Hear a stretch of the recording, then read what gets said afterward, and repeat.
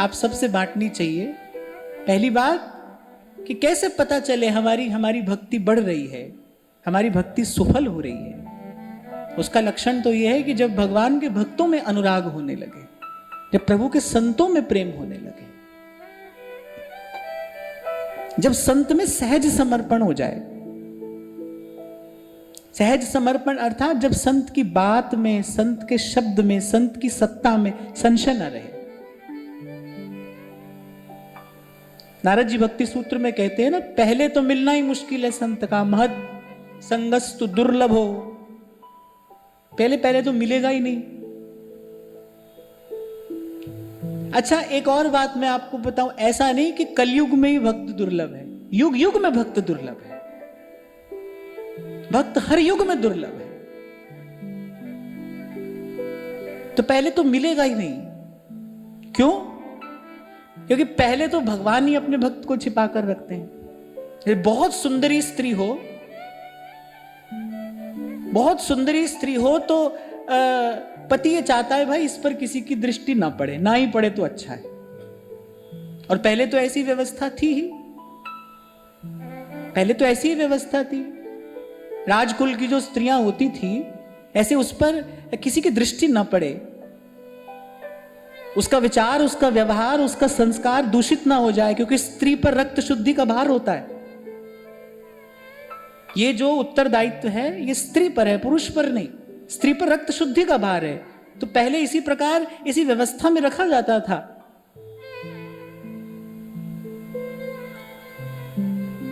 तो बहुत सुंदरी हो तो पति की इच्छा होती है भाई इस पर किसी की कुदृष्टि ना पड़े।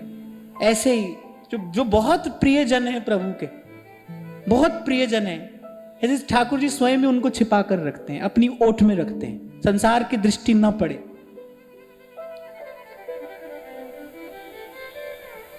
और थोड़ा पर्दा प्रभु हटा भी दें, बड़े ध्यान से सुनना, थोड़ा पर्दा प्रभु हटा भी दें तो स्त्री सुंदरी भी हो और फिर पतिव्रता भी हो, फिर वो तो अपने पति के अतिरिक्त किसी को देखना ही नहीं चाहती है। भक्तों की महिमा कैसे गाऊं? इसीलिए बार बार महापुरुषों ने कहा, तुलसी बाबा तो बड़ी प्यारी बात कहते हैं, अब मोहि भाव भरोस हनुमंता, बिन हरि कृपा मिले नहीं संता। कह रहे भाव भी है ये हमारा, और हमको इस बात का भरोसा भी है, बिन हरि कृपा मिले नहीं संता। और संत अर्थात बस जिसके सानिध्य में वो विषय का विष जो है ना वो उतरने लगे।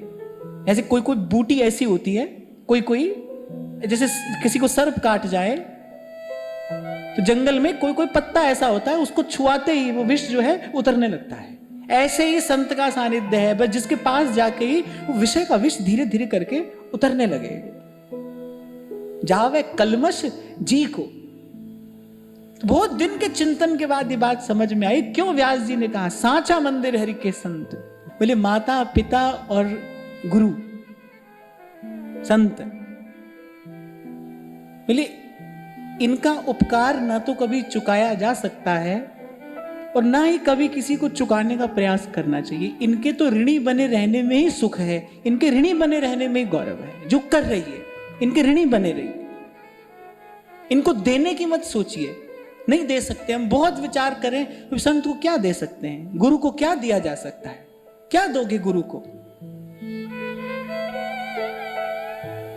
मैं तो कहता हूं कि थोड़ा विवेक का प्रकाश हो जाए ना बुद्धि में, और जीव केवल अपनी दशा विचार करने के योग्य हो जाए। भगवान के स्वरूप का विचार तो जीव नहीं कर सकता है, प्रभु की महिमा का पार तो कोई नहीं पा सकता है।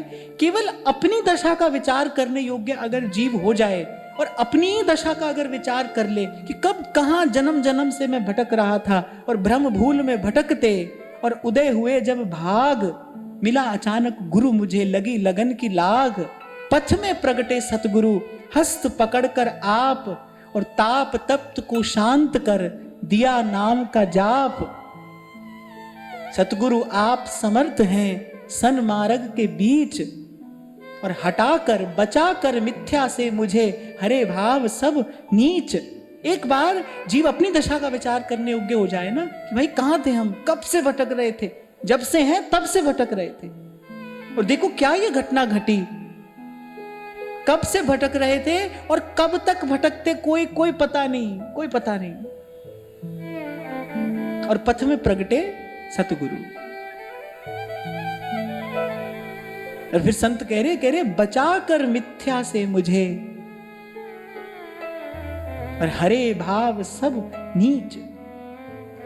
क्या क्या करता है गुरु, संत का संग क्या करता है, भीतर और बाहर आपको जो असत है, जो मिथ्या है, फिर उससे बचाता है।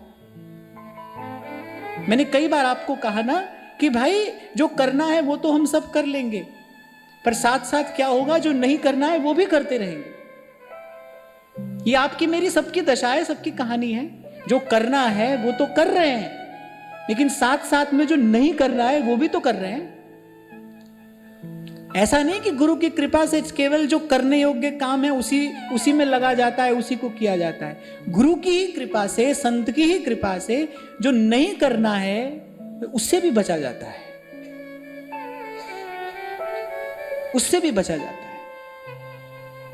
अगर हमारा संकल्प शुद्ध है, पवित्र है, फिर जिमि बालक राखे महतारी, करऊं सदा तिनकी रखवारी। कहीं तो भाई अपना समर्पण करना ही है ना, इन्हीं संतों की बात में अपना समर्पण करेंगे। व्यास जी कह रहे जिनमें बोलत हसत कृपा कर, चितवत नैन सुपन। अरे संतों से ही भगवान बोलते भी हैं, सुनते भी हैं, और बोले संतों के ही नेत्रों से भगवान देखते हैं। अरे संत जब देखता है, कल मैं आपको कह रहा था ना, संत अपनी दृष्टि से भी स्पर्श करता है, संत अपने शब्द से भी स्पर्श करता है। तीन बातें हैं, संत का सानिध्य, संत का संभाषण और संत का संस्पर्श, जिससे जीवन में व्यापक परिवर्तन आता है। और ये तीनों का ही उदाहरण मैंने अपने जीवन में देखा है। संत का सानिध्य, संत का संभाषण और संत का संस्पर्श, तीनों ही प्रकार से संत शक्तिपात करता है, चेतना का उत्थान करा सकता है। अगर संत हो तो, समर्थ हो तो, उसमें योग्यता हो तो उत्थान करा देता है। तभी बुल्ले शाह कहते हैं, हुण मैनू कौन पिछाणे, अब तो मैं नहीं रहा, हो गई होर दी होर। ये बात फरीद बाबा कहते हैं, जे कोई मिल जाए बख्शिया जा, तू भी बख्शिया जा। उठ फरीदा सुत्या जा, दुनिया वेखण जा, जे कोई मिल जाए बख्शिया, तू भी बख्शिया जा।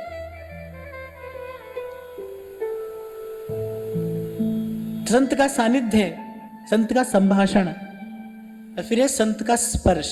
स्पर्श कैसे करता है, ये संत की मौज है, ये संत की मौज है। पर मैंने आपको बता दिया कि हम केवल शरीर के स्पर्श को स्पर्श न समझें, क्योंकि आध्यात्म जगत की तो प्रत्येक घटना दैहिक धरातल से कहीं ऊपर होती है ना, तो वहां तन का स्पर्श नहीं है। कह रहे दृष्टि से स्पर्श करता है संत, अपने शब्द से स्पर्श करता है, अपने संकल्प से स्पर्श करेगा वो आपका। कहीं कोई निष्काम संत यदि आपके लिए संकल्प कर लेता है कि आपका कल्याण हो, तो बस वहीं से आपके भीतर, आपके अंतर जगत में क्षोभ उत्पन्न होना शुरू हो जाएगा। इसी को शक्तिपात कहा है।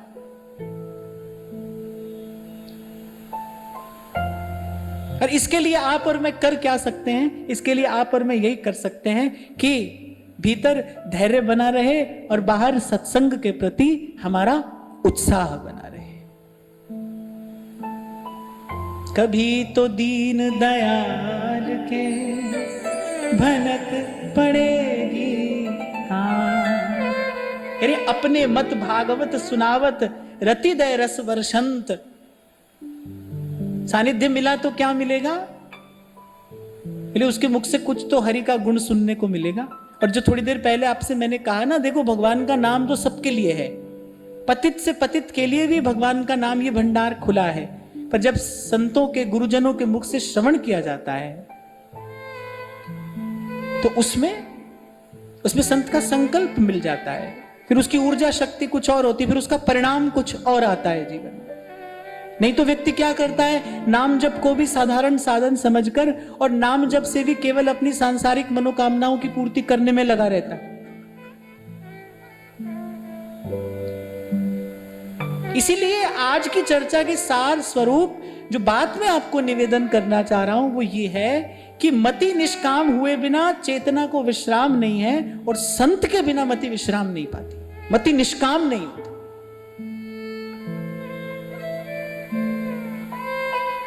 आपको कल एक उदाहरण दिया ना मैंने कि मिट्टी का ढेला और कुम्हार का चाक जन्म जन्म भी एक साथ पड़े रहे तो भी उस मिट्टी के ढेले में केवल पात्र बनने की संभावना है, केवल संभावना, वो पात्र स्वयं नहीं बन सकता है। पीठ थन रूप सवार सुघड़ बनायो जी, ठोक पीठ थन रूप सवार सुघड़ बनायो जी, ठोक पीठ थन रूप सवारो सुघड़ बनायो जी। ओ ठोक पीठ थन रूप सवारो सुघड़ बनायो जी। आगे आता है, धूल पड़ा का कर थो मैं तो हो, धूल पड़ा था कर थो मैं सिरे चढ़ायो जी, नाथ हरि सरनी आयो जी, नाथ हरि शरणी आयो। हम तो भाई अपने जीवन में पहली और अंतिम यही बात मानते हैं कि दर दर रुल देसी किसे ना संभालिया। ऐसा भी आपको मैंने कहा ना, विवेक का प्रकाश हो जाए और तो सब छोड़ो, केवल अपनी ही दशा विचार करने की योग्यता आ जाए तो आप लबालब भर जाओगे धन्यवाद से। कहां से उठाकर प्रभु कहां लेकर आए हैं।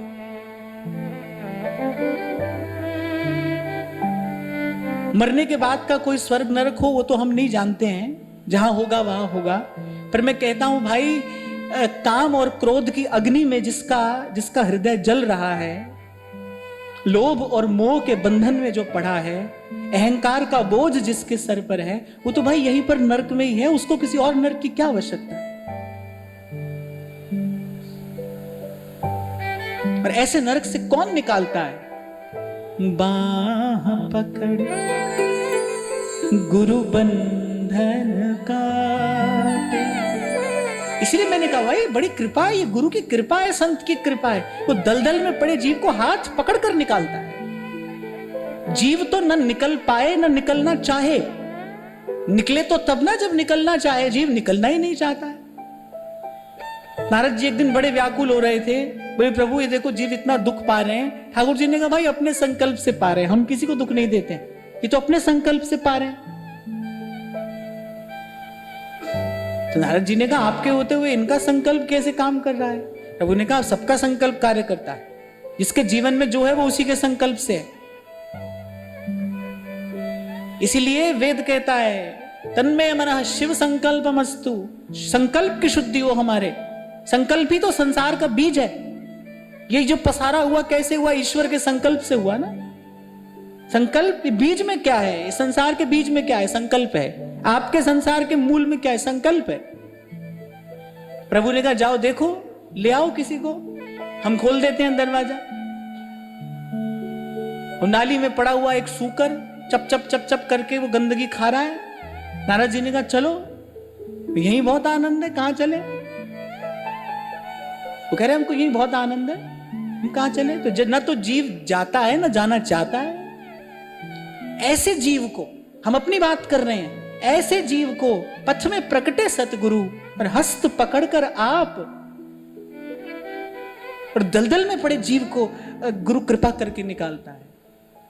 और फिर ठोक पीट थन रूप सवारो सुघड़ बनायो जी,